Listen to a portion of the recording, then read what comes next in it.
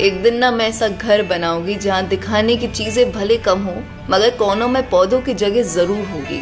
सुबह की धूप अंदर और बाहर पेड़ों की छाया दिखेगी। जिस घर में झगड़ों का शोर नहीं होगा, सुकून जहाँ खो नहीं जाएगा। दोपहर जो रात के डर से नहीं थामेगी और बिस्तर पे आंसू की नहीं फिर आराम की अंगड़ाइयाँ ली जाएगी।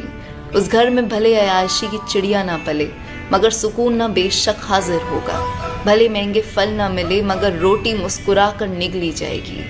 दीवारें फिर मेरी चीखेगी नहीं चहकेगी। एक दिन मैं ऐसा अपना घर बनाऊंगी। एक दिन मेरा अपना घर